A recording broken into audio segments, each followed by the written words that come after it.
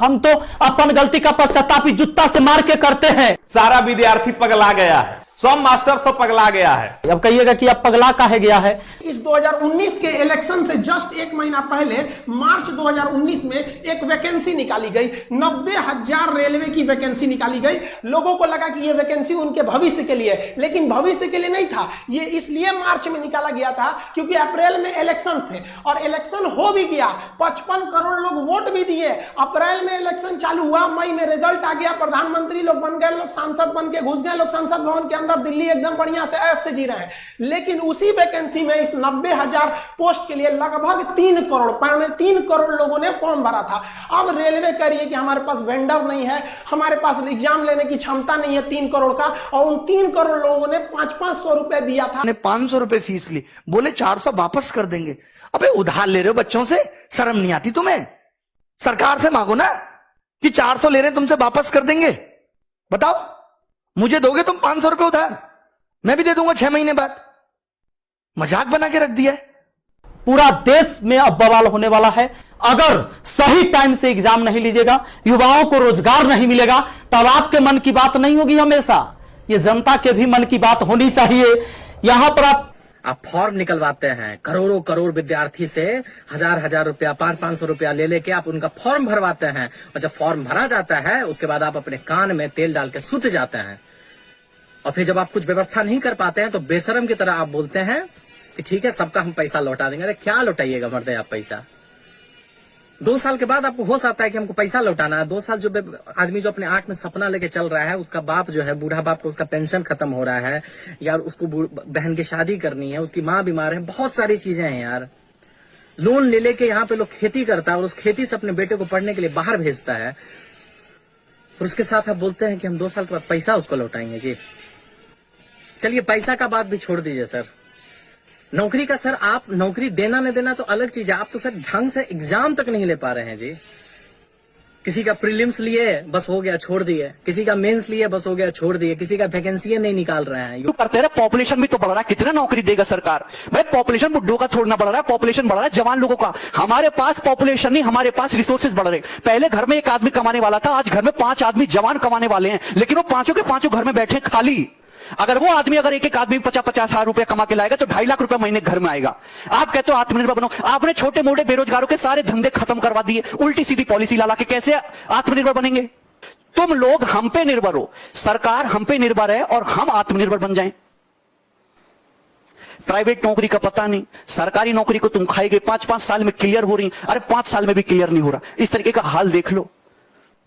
चलेगा, हमारा घर भी करकट का है, और फिर भी अकाउंट में 1,23,000 था, 1 लाख रुपया डोनेट किए थे ताकि हमारे देश में खुशहाली आए और इस कोरोना वायरस से हमारा देश लड़े। ए भाई, वो बच्चा के पैसा दिया हुआ है, जो हम पढ़ाते हैं ना, वो वीडियो देखता है ना, वो व्यू होता है, उसे पैसा आता है, वो पैसा हम आपको दिए थे। पाप लगेगा ना, तो तनी ध्यान दीजिए यहाँ पर। ये देखिए, कहते हैं कथी कि स्थानीय खिलौने बनाकर आत्मनिर्भर भारत बनाइए। खिलौना तो हम बनल है, जैसे मन होता है आप खेल रहे हैं, जो आप कह रहे हैं लोग वही कर रहा है।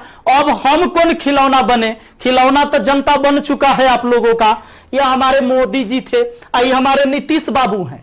इनका चाल सुनिएगा, इनका चाल क्या है। अभी जब चुनाव आने वाला है तो बिहार पुलिस के बहाली निकाल देंगे, बिहार पुलिस के बहाली निकाल देंगे तो भारी संख्या में एग्जाम को करवा लेंगे, रिजल्ट नहीं देंगे। अब एग्जाम दे के लड़का फसल है कि अगर नीतीश जी नहीं आते हैं तो फिर आगे रिजल्ट नहीं आएगा। कोई ना कोई खाली कूल बनने के लिए लिखते हैं कि youth youth youth youth, youth के समस्या से कोई मतलब ही नहीं है। हाँ भाई, हमारे देश का जो युवा है वो भी पागल है। मेरे को एक बात बताओ, तुम्हें मंदिर बना के दे दिया और तुम्हें जिंदगी में क्या चाहिए? अयोध्या में मंदिर बन गया, उसका पूजन हो गया, और इससे बड़ा मुद्दा और क्या है? अब तुम्हें जॉब भी चाहिए, तुम्हें जॉब दिला दी तो हिंदू मुस्लिम के नाम पर ये घृणा कौन फैलाएगा? तुम्हें जॉब दिला दी तो जात पात के नाम पर दंगे कौन करवाएगा? इनकी जो आईटी सेल या जो भी है, मतलब उसकी झूठी खबरें कौन फैलाएगा? अगर युवा को जॉब दिला दी, देश को एक विकास की राह पर ले गए तो हैं? जो लोग सरकार के खिलाफ कुछ बोल देते हैं उनको एंटी नेशनल कौन बोलेगा फिर कि भाई पाकिस्तान जाओ? ये है हमारी सरकार की सोच। दिमाग सही है तुम लोगों का? पगलाए तो नहीं हो हैं? मोदी जी से मांग करोगे, सरकार से मांग करोगे? तुमको पता नहीं है कि कहां रहते हो, देशद्रोही घोषित हो जाओगे। यहां पर सरकार से तुम कुछ मांग नहीं सकते, बस चुपचाप रहो। रोजगार चाहिए तुमको, दिमाग उमाग सही नहीं है, पकौड़ा बनाओ, रोजगार नहीं है, गोलगप्पा का दुकान खोल दो, ठीक है, रोड पे खड़ा हो जाओ, जूता सियो, ये रोजगार नहीं है। सबका दिमाग खराब हो गया है। 5 दिन के अंदर रिजल्ट आ जाना चाहिए, ये चेतावनी है हमारी सरकार को। चाहे आप कुछ भी करना पड़े, 5 दिन के अंदर आप रिजल्ट दो। क्यों नहीं दे रहे?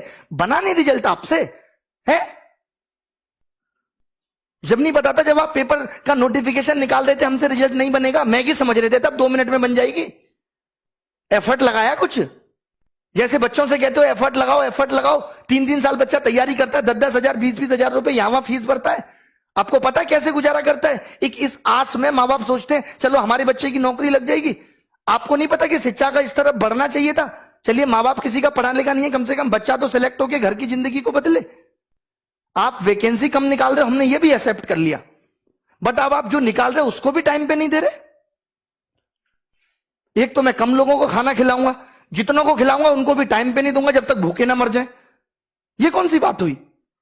या सुबह से स्टूडेंट का मैसेज आता है, बार बार फोन आता है, कभी कभी तो ऐसे मैसेज भी आते हैं, सर 200 रुपया पेटीएम कर दो, 1000 रुपए सर डाल दो, कोर्स फ्री में दे दो, सर पढ़ना यहां अटके हुए हैं, पिताजी की जॉब चली गई, सर कोई टाइपिस्ट की जॉब दे दो, कंटेंट राइटर की जॉब दे दो। मैं क्या करूं? क्या कर सकते हैं हम?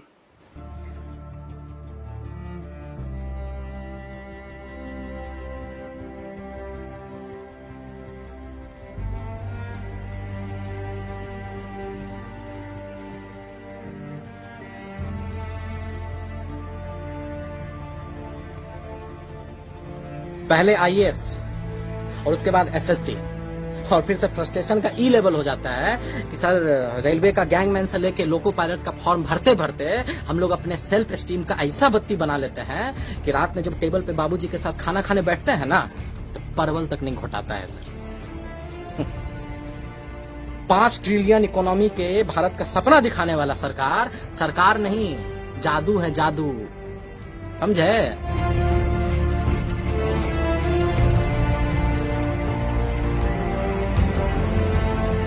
2 साल से वैकेंसी निकला हुआ है, एग्जाम नहीं ले पाए हैं।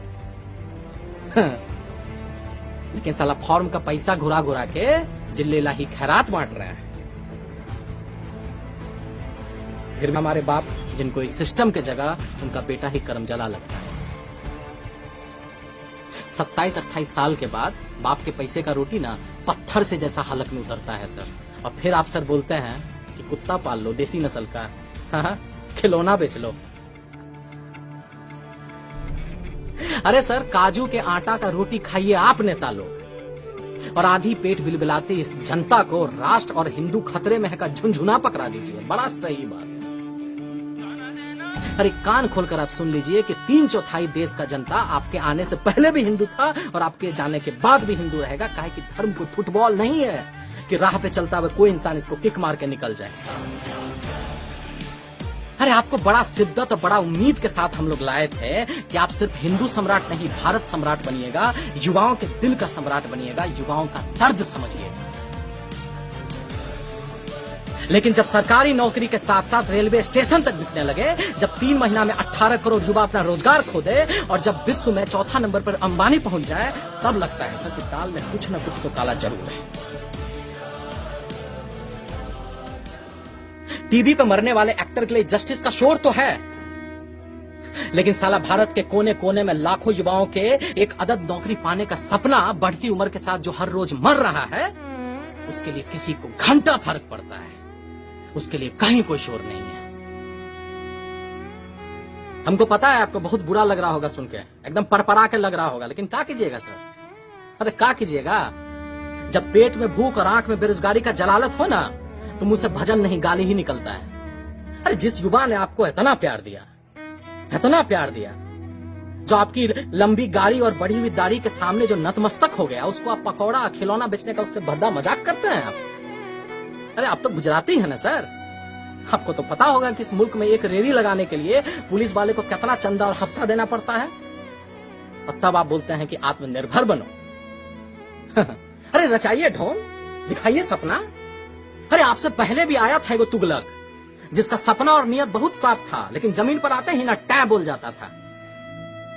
अब कमेंट सेक्शन में कुछ लोग हमको गाली देगा, एंटी नेशनल बोलेगा, देशद्रोही बोलेगा। बे बोलो, अगर साला अपने ही देश में, अपने आजाद मुल्क में, अपने प्रतिभा के दम पर अपने ही सरकार से सरकारी नौकरी मांगना गुनाह हो जाता है, एग्जाम का डेट का हिसाब मांगना गुनाह हो जाता है, तो हम हैं गुनहगार और हम ऐसा गुनाह एक नहीं 1000 बार करेंगे इस देश के युवाओं के लिए।